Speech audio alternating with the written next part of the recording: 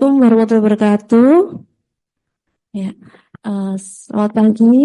Terima kasih kepada Pak Edi yang sudah meluangkan waktunya untuk mengisi acara kuliah tamu ini, kuliah pada hari ini. Juga terima kasih kepada Dokter Tanti, Dokter Erna, dan juga rekan-rekan PPDS sekalian yang sudah hadir pada hari ini.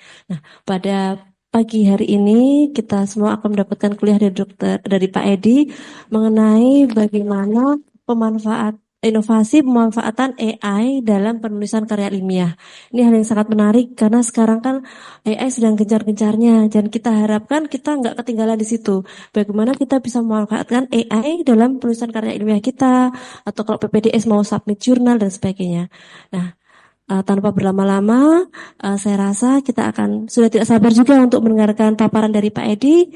Terima kasih Pak Edi, dipersilakan untuk memberikan materi kuliah pada kami. Selamat pagi yang terhormat Dr. Rahmi, Dr. Erna, Dr. Tanti, dan teman-teman semuanya. Jadi hari ini kita coba mengeksplor fasilitas yang ada di tempat kita di Undip. Ya. Semester yang lalu kita sudah mencoba pada waktu kita dapatkan fasilitas trial, kita dalam waktu sebulan coba kita kebut gitu kan, kita manfaatkan. Nilalah tahun ini Undip kelihatannya sangat tertarik lagi sehingga Undip memberanikan diri tanda petik untuk langganan. Hati-hati, ada kalimat langganan. Kalau udah namanya langganan, berarti berbayar. Jadi kalau udah berbayar, kalau saudara-saudara atau Bapak Ibu dosen dan yang lain itu ingin memanfaatkan fasilitas ini, ada 2 kriteria sedikit. Khusus untuk dosen, ya kan? Itu bisa silakan hubungi langsung ke perpustakaan pusat, itu dapat akunnya. Jadi fasilitas ini bisa dipakai di mana aja. Tapi untuk mahasiswa diharap Anda datang ke perpustakaan pusat. Di sana akunnya digratiskan. Artinya kita bisa pakai tapi di tempat. Baik, kita coba mulai aja. Nah, pertanyaan tadi sudah diawali oleh Dr. Tanti kan bahwa kita jangan gaptek ke AI. Ya. Artinya kita di sini coba ya, itu saya sampaikan mengapa kita perlu menggunakan platform AI. Ada apa sih gitu.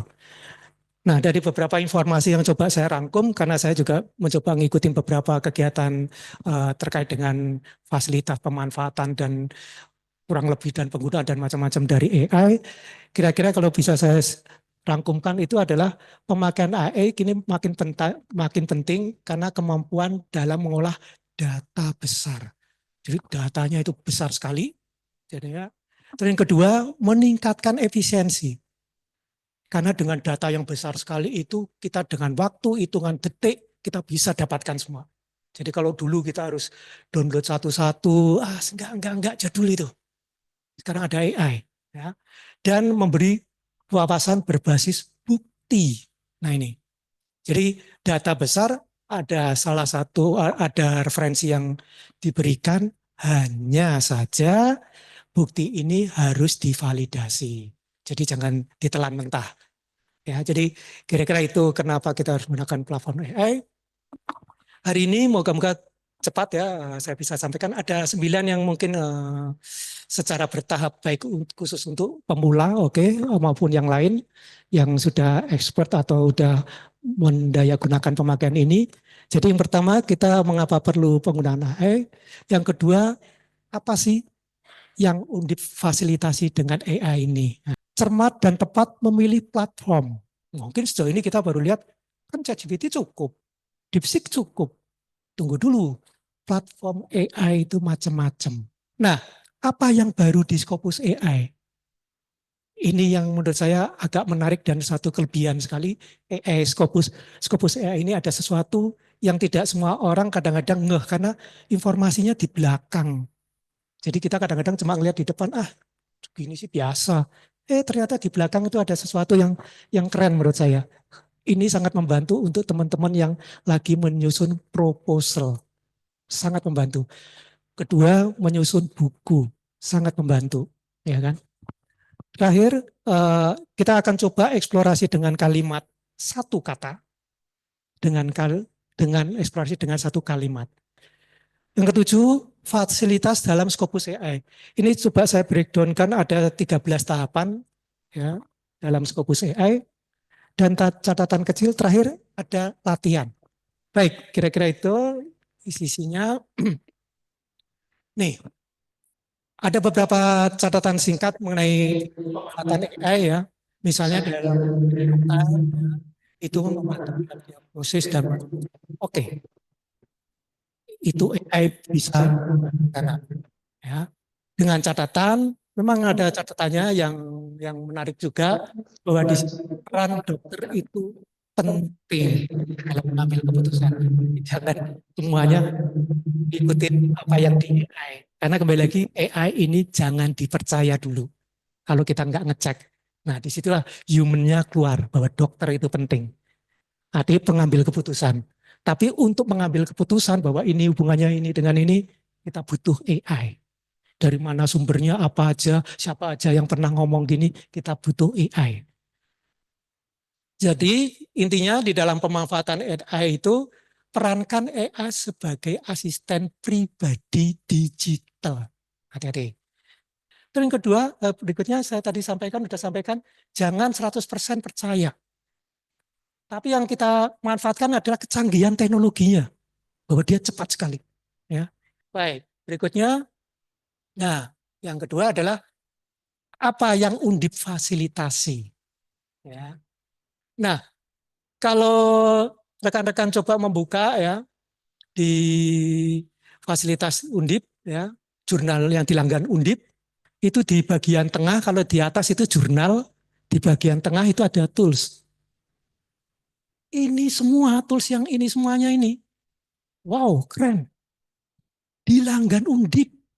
Next, ya. Nah 1, 2, 3, 4, 5 yang sering dipakai dan ini yang tidak berbayar.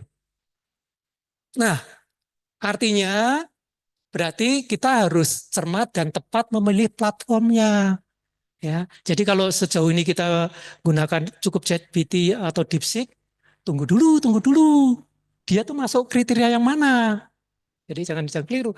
Ya, ternyata kayak DeepSeek, ChatGPT dan sejenisnya itu masuk AI untuk pencarian atau asisten digital. Nyari, cuma nyari data aja, entah berantakan atau apa, nyari di situ. Yang kedua adalah platform itu AI itu untuk hiburan, ya, untuk kesehatan atau kebugaran, untuk edukasi, untuk keamanan dan macam-macam. Tapi yang biasa kita familiar adalah di sini.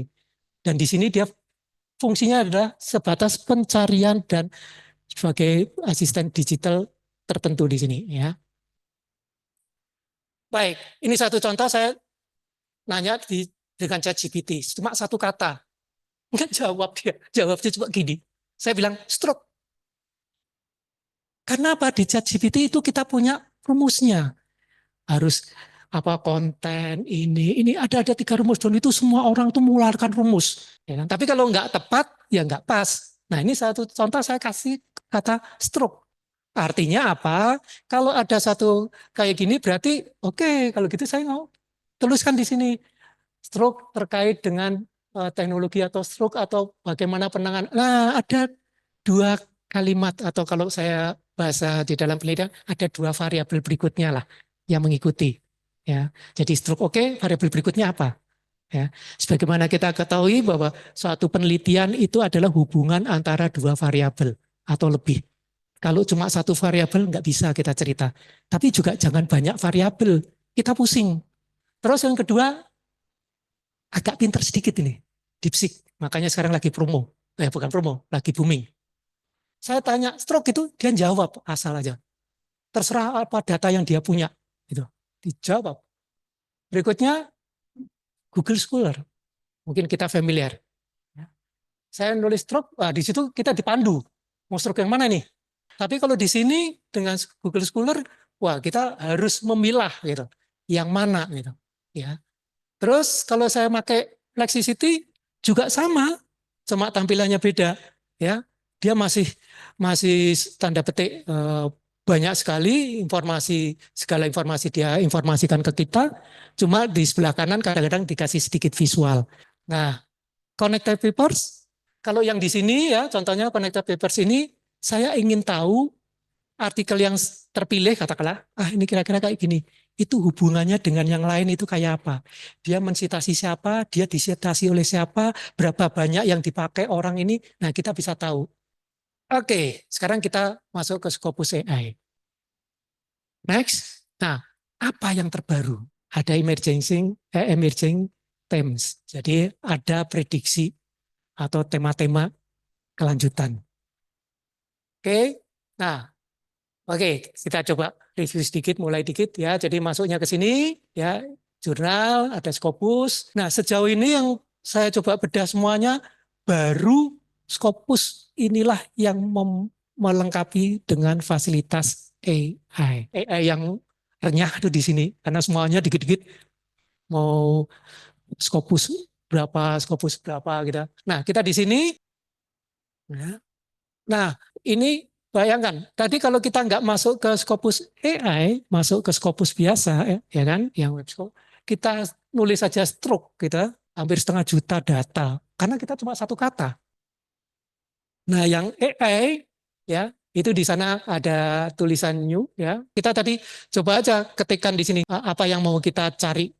Jadi big data yang ada di Scopus AI ini adalah kembali lagi seluruh data dari seluruh jurnal yang ada eh, di bawah Sains Direct ini kan, itu kan banyak sekali jurnalnya, ya. Datanya itu dia mendata atau mengkolektif dari tahun 2023 sampai 2025.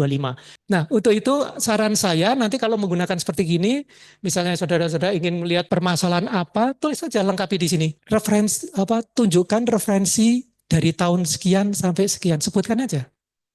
Baik, ini kita pakai satu kata kunci tadi ya. Nah, kalau itu satu kata kunci, katakanlah ini stroke di Scopus AI, maka gunakan bantuan ini, Go Deeper atau enggak Emerging Themes. Nah, ini satu contoh. Saya ketik kata stroke, dia akan membreakdown beberapa. Dia sudah menuliskan dengan adanya referensi yang terkait, walaupun satu kata kunci. Tapi kalau kita ingin lebih detail lagi, karena data ini dia merekam kira-kira sampai sejauh mana kalimat atau kata stroke itu sedang banyak atau bagian mana yang sering digunakan atau dipertanyakan.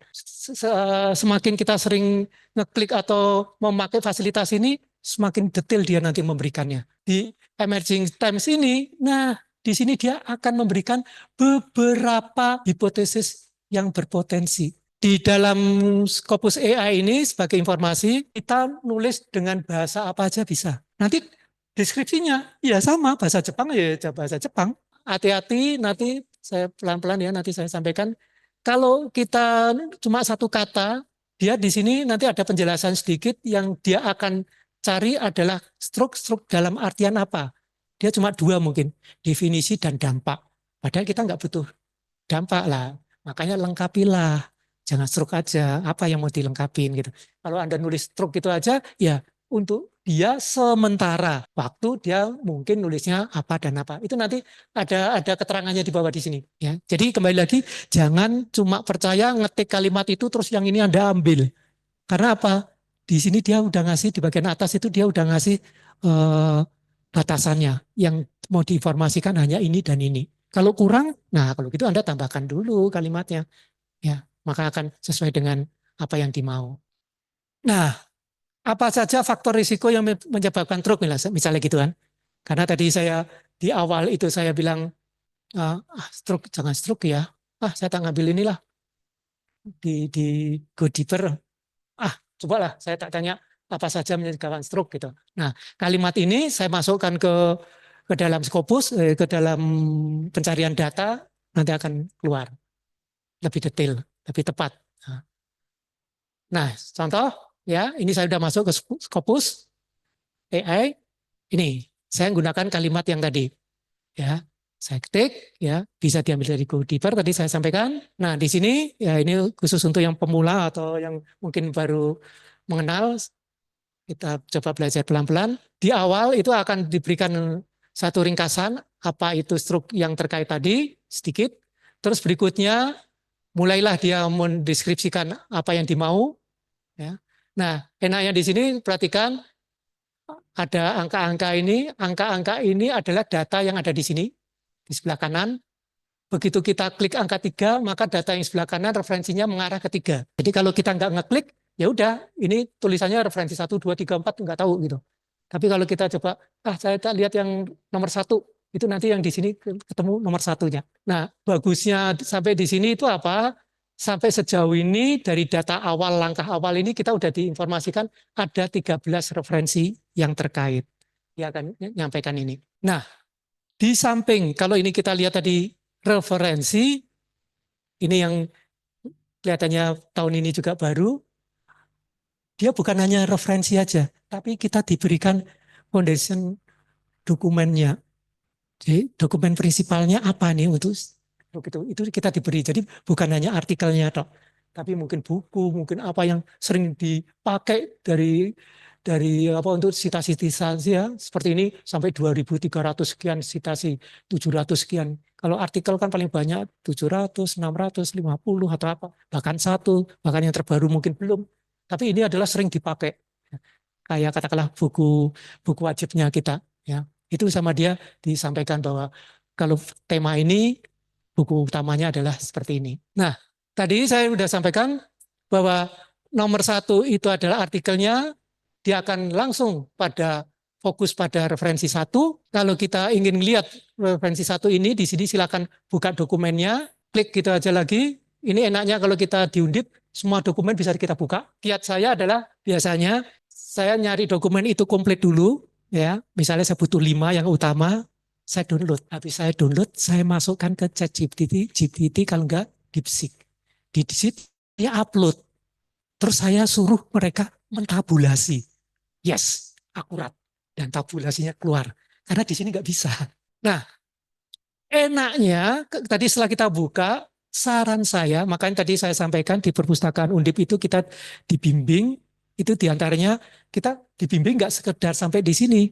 Begitu kita belum tahu bagaimana mensitasi, nanti langsung diajarin dari sana loh. Anda belum tahu sitasi, langsung diajarin langsung. Jadi kita keluar dari ruangan itu udah beres. Misalnya ini, kalau kita pakai Zotero, saya pakai Zotero, ya, saya familiar. Itu di bagian atas itu ada gambar kayak amuba kayak gini. Ya. Udah, artikel ini saya klik di amuba itu, langsung Zotero Connect-nya ini akan merekam. Selesai. Metadata dari artikel ini sudah kesimpan di Zotero. Nah, kalau katakanlah ini saya dulu awalnya juga manual gini, ini saya udah nyari banyak, nge-save-nya gimana ya? Kalau ChatGPT di sebelah kiri itu ada history dari kegiatan kita. Jadi besok kita ngeklik lagi bisa. Tapi nggak janji. Kalau suatu ketika dia hilang atau kita kebanyakan, hilang. Save aja ini, copy aja di sini. Klik itu nanti itu semua ke copy sampai ke daftar pustakanya ke copy, pindah aja dulu. Tahapan ketujuh, ya, expanded summary ini ya, ini adalah dia menceritakan referensi atau ringkasan lebih detail dari paparan instruk tadi secara umum ya. Jadi sebenarnya ini hampir kayak summary yang di awal tapi lebih detail ya, dilengkapi dengan data-datanya. Tadi kan saya sudah sampaikan, perlakukanlah AI itu kayak asisten kita gitu. Jangan cuma disuruh toh. Ya, kita sekali-sekali lah acungi jempol, terima kasih. Dia akan jawab, ya sama-sama. Begitu loh. Jadi kita ucapkan terima kasih aja, ya sama-sama. Selamat malam, saya mau istirahat, ya sama-sama ketemu besok. Dia kayak orang gitu. Jadi jangan cuma butuh cari. Jadi sekali-kali yang bagian mana acungi jempol. Kalau ada yang salah, nggak tepat, ya Anda bilang salah. Nanti mereka akan minta komentar kita. Di Scopus ini kita juga dibantu untuk membuat mappingnya dari data pemahaman awal kita cuma misalnya stroke gitu ya. Oh ini saya salah ngambil ya. Itu malah batik ya. Nah, data itu grafik ini di dalam Scopus AI akan tampil, hati-hati jangan di print screen. Cukup klik aja ini. Klik dia akan ke download ya. Hati-hati juga downloadnya itu nanti dalam nama folder chat. Nah, sebaiknya kalau ini udah di-download, pindah, kasih nama. Grafik ini akan sangat membantu kita ya. Tema yang kita bicarakan apa, variabel yang terkait yang ada di artikel atau jurnal itu apa, dia membahasnya kayak apa. Nah, di sini juga bagus lagi, bukan sekedar nama, kita akan diinformasikan juga penulis atau peneliti yang terkait atau yang expert di bidangnya. Itu siapa aja dari data big datanya Scopus. Tapi kalau dari data di depan, kita akan diberikan juga siapa aja expert yang terkait. Ini adalah go deeper-nya tadi. Jadi kalau tadi saya nanya faktor apa aja menyebabkan stroke, pada data itu dieksplor, di go deeper berikutnya, dia akan memberi satu data baru lagi. Apakah Anda mau lanjutkan ini atau mau bertanya di luar itu. Jadi dia ngeliat kekurangannya. Nah, ini yang terbaru di Emerging Times ini, kita akan diberikan beberapa hipotesis dari yang udah kita download atau pelajari, kita dikasih kalau nggak salah minim 5 hipotesis, apalagi yang kira-kira tema penelitian yang juga menarik. Nah, ada penjelasan ini. Di sini, ini adalah ide-ide baru atau hipotesis baru dari pertanyaan kita awal. Ada namanya konsisten time, tapi ada juga nanti sama dia, ini yang sangat menarik. Dikasih ini, rising times. Tema-tema yang, wow, lagi booming. Bahkan nanti di sini dikasih data. Baik, ya, jadi ini yang konsisten temanya yang konsisten. Ya, ini yang rising. Ya, oke. Jadi kira-kira itu yang bisa saya sampaikan kaitan dengan Scopus ini. Jadi catatan saya di sini adalah satu, manfaatkan platform jurnal langganan Undip yang ada di SSU. Ya, pakailah tadi pakai Undip Connect dan apa, masuk ke sana. Yang kedua, manfaatkan tools terutama yang berbayar. Biasakan mencari sumber referensi atau fokus langsung pada publisher yang terpercaya. Artinya publisher yang terpercaya tadi, kalau kita ingin dapat dari Scopus, dari Elsevier, dari Taylor, ya masuklah ke linknya itu. Sejauh ini jurnal yang dilanggan Undip itu kelihatannya baru Scopus AI, yang ada AI-nya maksudnya. Dari sekian jurnal yang dilanggan, ya, yang pakai AI itu kelihatannya baru Scopus. Terakhir, berbestianlah dengan asisten digital Anda. Jangan anggap dia mesin, kayak teman kita diskusi. Ya, ini saya sedikit kasih penjelasan. Ini saya tinggal copy paste di SSO. Jadi fasilitas AI ini, hati-hati, ini fungsinya nggak sama semua loh ya. Ya, hati-hati, fungsinya nggak sama semuanya. Jadi misalnya kayak Skyspace, itu platform ini menawarkan berbagai alat untuk membantu penulisan seperti menganalisis bibliografi, mengelola referensi, dan mengetahui kolaborasi dalam proyek penelitian. Nah, ya kalau yang chat PDF ini, ya kan, dia di sini adalah dari satu file PDF yang kita punya, katakanlah gitu kan, tadi kan kita mau develop, terus kita insertkan ke sana, nanti kita bisa tanyakan, tolong ringkaskan metodenya, 10 kata aja. Quillbot fungsinya ini, DeepL fungsinya ini, Gemini fungsinya ini. Jadi masing-masing ini, oke, terakhir dari saya, ini ada satu catatan yang menarik yang Dr. Ami dan Dr. Erna tadi ingin diperjelas lagi. Jadi pada waktu kita dapat data yang sebelah kiri, ini kan ada nomor 1, 2, 3, 4, 5 itu adalah referensi jurnal. Nah, di dalam jurnal itu, di dalam referensi ini, kalau kita scroll ke bawah, itu ada foundational dokumen. Itu mungkin buku Biblenya kita. Itu dia nggak disitasi, karena itu dipakai oleh bagian dipakai oleh nggak tahu siapa yang ada di jurnal itu. Kecuali di artikel itu dia memang nyantumkan langsung dari buku inilah dia akan muncul. Tapi itu adalah kebantu kita di sini. Dan waktu dan tepat, monggo saya kembalikan. Selamat siang semuanya. Ya. Terima kasih Pak Edi atas penjelasannya ya, suatu hal yang baru buat kita ya. Ternyata dari SSO kita bisa explore banyak di sini dan bantu untuk penulisan karya ilmiah kita. Tapi ingat tetap kita nggak boleh percaya 100% karena kita harus sebagai pemikir utama di sini. Jangan mengandalkan semuanya ke AI ya. Dari sini apakah masih ada pertanyaan? Mumpung ada Pak Edi di sini, sudah cukup jelas? Ya, nanti tugasnya tolong segera dikirimkan ya. Itu kan buat kalian latihan juga sebenarnya ya. Terutama yang adik-adik baru ini yang baru masuk atau baru membuat referat atau karya tulis ya. Tapi ingat tadi ya, ini hanya panduan atau membantu kalian. Jangan 100% dipercayakan semuanya ke AI dan jangan sampai itu jadi plagiarisme ya. Saya rasa sekian. Terima kasih banyak atas materinya Pak Edi dan atas kehadiran Dr. Tanti, Dr. Erna, dan rekan-rekan PPDS sekalian. Assalamualaikum warahmatullahi wabarakatuh. Saya kembalikan ke moderator.